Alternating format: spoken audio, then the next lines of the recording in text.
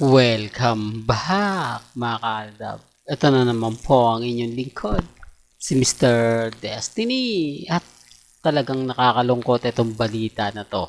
Hindi ko alam mga kaaldab kung totoo o hindi itong mga pinapakalat po nilang hindi maganda at hindi kaaya-ayang impormasyon. Di po ba? Sabi nila, kumbaga, totoo daw. Yung iba naman, hindi. Keso ganito, keso ganyan. Kaya daw po madalas na absent si Main sa Eat Bulaga dahil daw po doon. Yun ang sabi nila. Pero bago natin yan ituloy, ito muna ang pag-usapan natin. Naaalala nyo po ba itong Magnolia ice cream? Ito yung sinasabi ko na hindi ito nag-click eh. Na sinasabi nilang chemistry na pinalitan po ni pinalitan po ng Magnolia si Catherine. Dapat si Main Mendoza nga po ito. Pero ito yung mga panahon na talagang pinaghihiwalay na yung Aldab. Na yung Magnolia ay talagang idinikit kay Catherine. Di po ba? Hindi na to nasundan. Real talk to mga Aldab, hindi na to nasundan. Pero po yung Magnolia kay Bengay at kay Alden, nagkaroon pa ito ng part 3. Di po ba? Totoo yan mga kaaldab na kung saan kasama niya na yung pamilya ni sila Nanay Dab, Tatay Dab, at syempre si Alden Richards. At syempre si Main Mendoza. Di po ba? Pero ito yung kumbaga nag-sponsor si na Catherine o naging TV commercial nila. Wala. Nga. Di po ba? Totoo naman po eh. Kaya nga po kapag sinasabi natin to yung commercial nila na Magnolia, tapos yung iba nakakapanood, ay mayroon pa palang commercial sina Alden at si Catherine ng Magnolia. Wala. Ito yung hindi talaga kumita. Ito talaga yung bagsak. Di po ba? Kasi hindi na po nasundan at hindi na nga po nila kinuha pa si Alden Richards sa Magnolia Ice Cream. Samantalang San Miguel Corporation yan. Napakalaking kumpanya yan. Pero bakit binitiwan nila? Kasi nga po walang benta. Ito yung pinapaliwanag ko sa mga hindi nakakaintindi. Ang isang produkto kapag hindi talaga mabenta, umiiwas na po sila. Di po ba?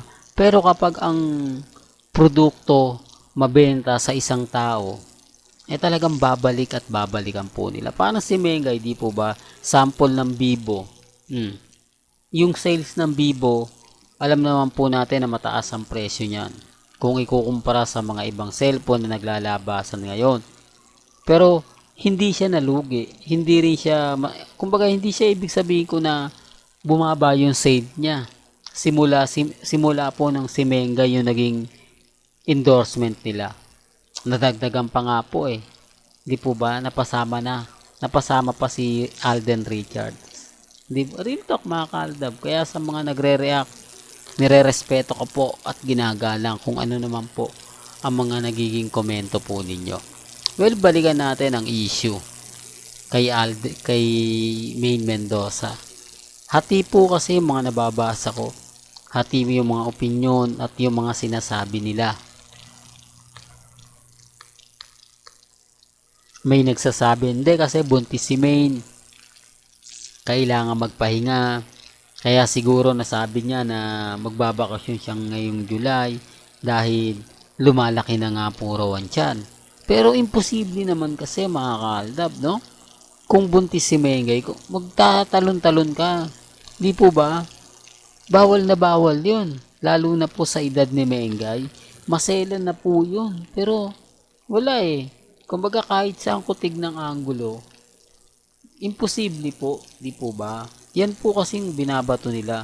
Yan po kasi yung sinasabi nila para mapagtakpan ang pagpunta ni Mengay sa ibang bansa. Na sinasabing buntis, tapos dito lang po sa probinsya lang siguro ng Bulacan magpapahinga. Marami pong senaryo ang kumakalat ngayon. Marami pong mga kwento ang makikita naman po ninyo, mapapanood, nakakaiba. Di po ba? Kaya ang sabi ko sa inyo, relax lang po kayo. Di po ba? Sa dami kasi ng mga nakikita natin, sa dami kasi ng mga nababalitaan natin, hati na yung opinion ng iba eh. Gaya ngayon, si Mengay, wala na raw po sa Itbulaga. Kapag nagbakasyon na siya, tuluyan na nga pong, kumbaga, di po ba? Alam nyo naman po ang ang Itbulaga, hindi sila yung tipo na nagsasabing wala na to. Basta hindi mo na lang siya makikita, tapos mga ilang buwan lalabas na wala na, di po ba? Kung matatandaan nyo, yung mga ibang legit lover cards, hindi naman po talaga totally tinanggal. Hindi lang talaga nakita. Tapos yun na, nagtuloy-tuloy na kumbaga hindi na nga po talaga napanood sa Broadway at sa APT Studio. Ulitin ko lang po mga kaalda ba, dun sa mga nagre-react, sa mga nagsasabi na hindi aalis si Mengay, andito lang siya sa Pilipinas, magbabakasyon. Okay lang naman po yun. Huwag nyo na pong patulan.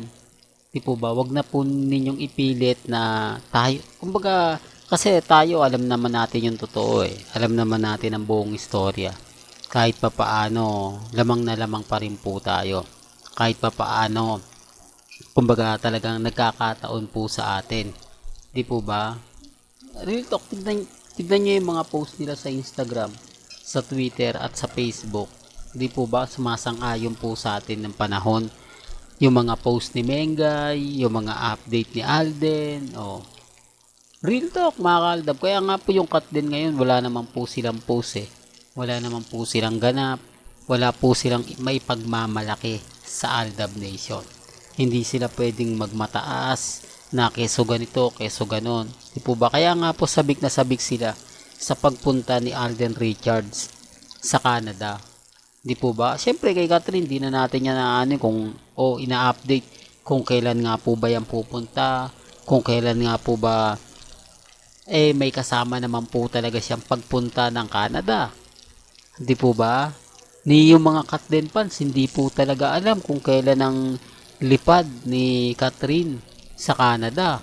Kaya sabi ko nga po sa inyo, yan yung talagang lihim, di po ba? Kasi kung malalaman nga po yung pag-alis ni Catherine papuntang Canada, malalaman kung sino-sino yung kasama niya.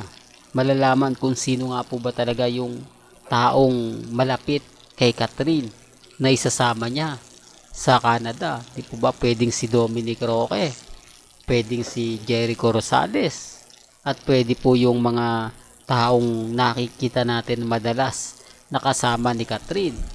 Di po ba? Pero kay Alden Richards talaga, i-anunsyo talaga niya yan. Sabi ko nga po sa inyo, sa July 27, lilipad na nga po papuntang Canada si Alden Richards. Si Catherine, kailan siya lilipad?